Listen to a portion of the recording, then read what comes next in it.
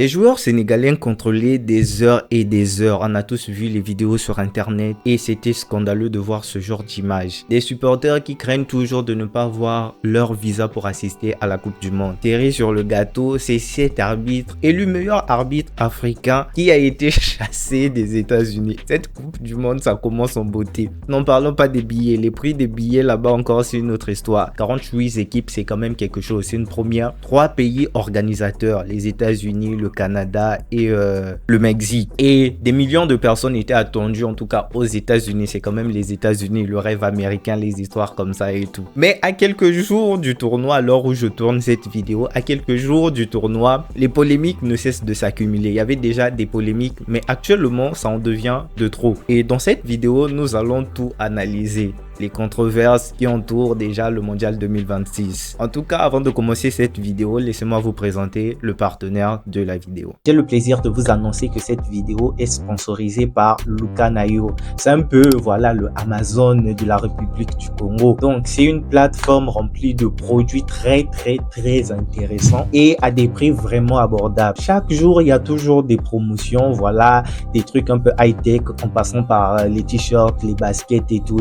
Donc, l'avantage, c'est quoi? C'est que tu payes uniquement à la réception de ta commande. Donc, va jeter un œil sur le site internet, voilà, tu commandes en ligne ou bien soit tu vas sur leur page Facebook, tu vas voir les différents articles. L'affaire qui a choqué le plus d'observateurs concerne celle de l'arbitre somalien Omar Abdulkadir. Et cet arbitre déjà avait été désigné par la FIFA pour participer à la Coupe du Monde. Et le truc, c'est quoi? C'est qu'il possédait même un passeport diplomatique. Il a été élu meilleur arbitre africain de l'année 2025. Arrivé aux États-Unis, il a été refoulé. Et malheureusement pour lui, il n'a pas pu rejoindre la compétition. La FIFA avait confirmé son absence pour la compétition. Et les autorités américaines, eux, ils ont évoqué quoi? Ils ont dit que non, il y a eu des préoccupations liées à la procédure de contrôle.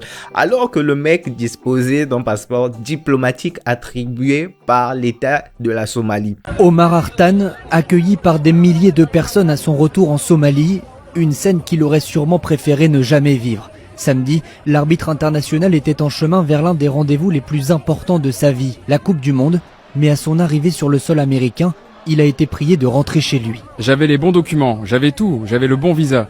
Je pense qu'ils ont un problème avec mon pays. La douane américaine explique que l'accueil d'Omar Artan a été jugé inadmissible en raison de problèmes liés à la vérification de ses antécédents.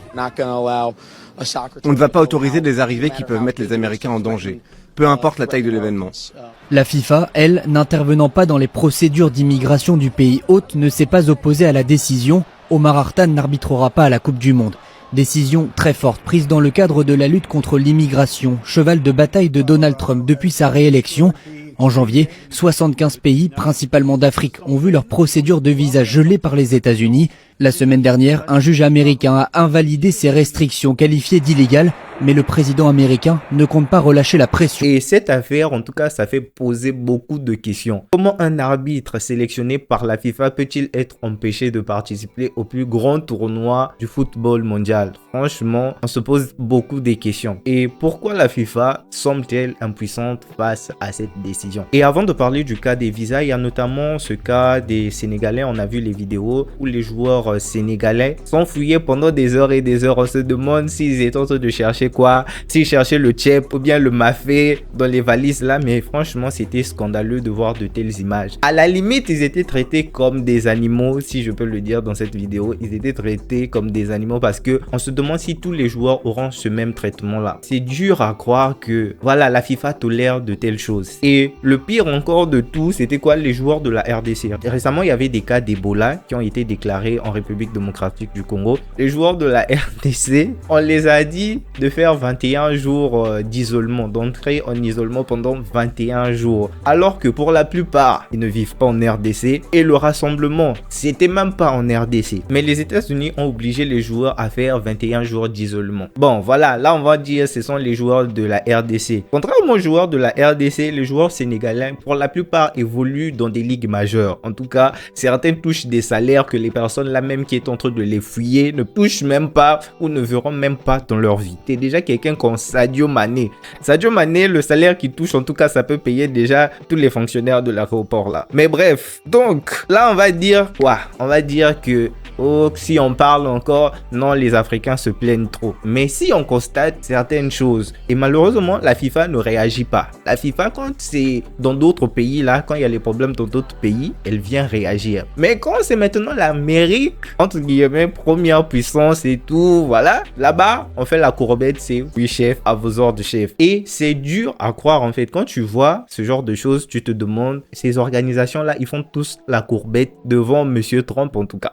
Parce que demain, on va voir. Là, je sais pas encore si les joueurs de la RDC sont arrivés. Mais je suis sûr, quand ils vont arriver, le traitement qu'on a infligé aux Sénégalais, je suis sûr pour eux, ça sera pire. Tellement ils ont appris qu'il y a Ebola là-bas, ils vont se dire, hé, les gens là viendront nous donner Ebola, alors qu'ils ne vivent même pas en RDC. En Argentine, j'attends aussi ça. En Argentine, c'est là où on avait vu les cas d'hantavirus là, leur virus qu'ils avaient encore fabriqué là et tout. Là où on est en train de craindre un deuxième confinement. Récemment, j'ai vu des nouvelles qu'il y avait des chercheurs qui étaient en train de chercher l'origine de l'hantavirus. Où? En Argentine. Il a fallu remonter la piste du virus vers le premier contaminé.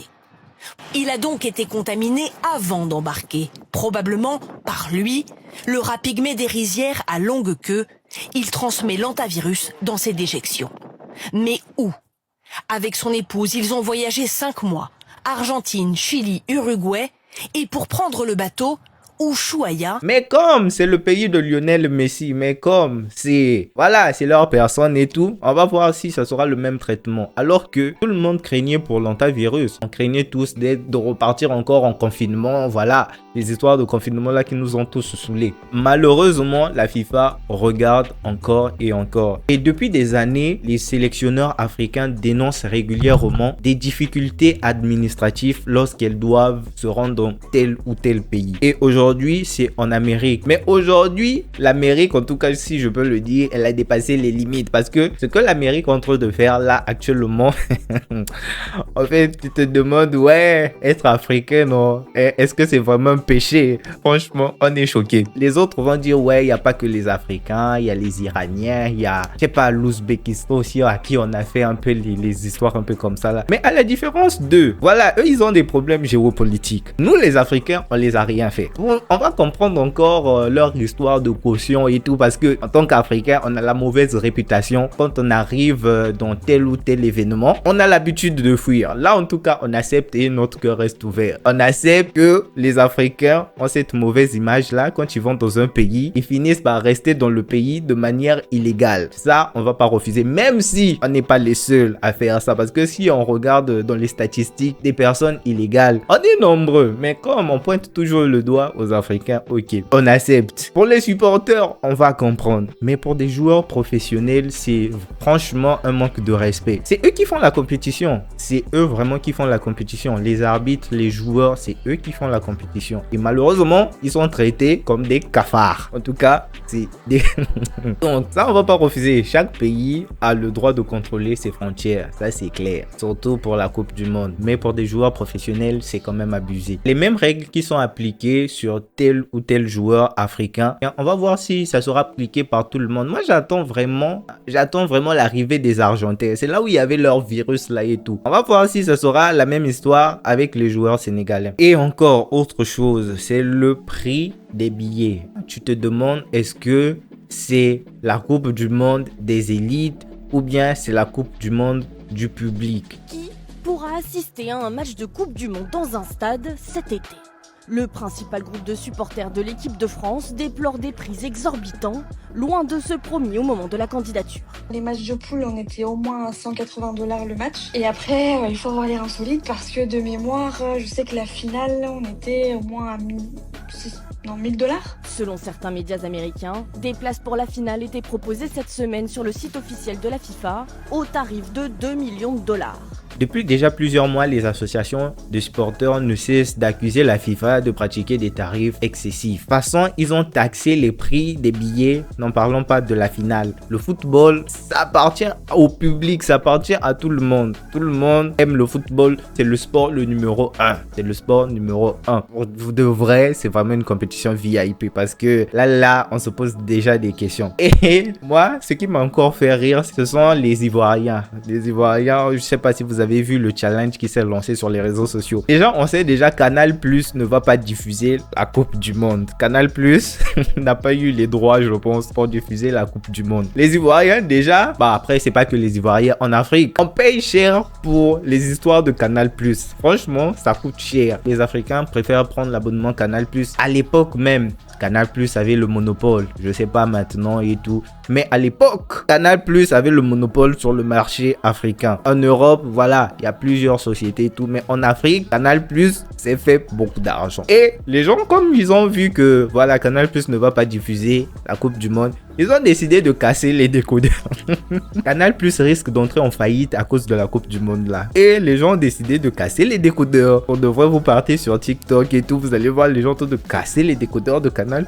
Donc, franchement, la Coupe du Monde 2026, tu passes à gauche, tu passes à droite, tu dors, tu te réveilles. Il y a des nouveaux dossiers par rapport à la Coupe du Monde. Mais franchement, pour le traitement des Africains, des joueurs africains surtout, bon, pour les sporteurs, on va comprendre, c'est leur pays. Mais pour des professionnels, pour ces personnes-là qui vont faire la compétition, c'est déplorable de voir ce genre d'image. Pareil pour l'arbitre somalien qui a été chassé. Le gars a été chassé et quand il est reparti dans son pays, accueilli comme un héros. Donc, franchement, l'Amérique de Donald Trump ne cesse de faire parler. Et pour de vrai, la Coupe du Monde, ça reste un événement extraordinaire. Surtout la Coupe du Monde 2026. 48 équipes, c'est une première. Mais l'image, ça compte aussi. L'image, c'est important. Et le football, c'est le sport le plus populaire de la planète. Et ceux qui sont en train de faire leurs histoires, qui sont en train de faire là, c'est exagéré de faire ce genre de choses. Et le traitement qu'on réserve aux personnes africaines, parce que oui, ce sont les Africains à qui on réserve ce genre de traitement. Donc, dites-moi ce que vous pensez de cette histoire dans les commentaires. Donnez-moi votre avis dans les commentaires. N'oubliez pas de liker la vidéo. Abonnez-vous en tout cas.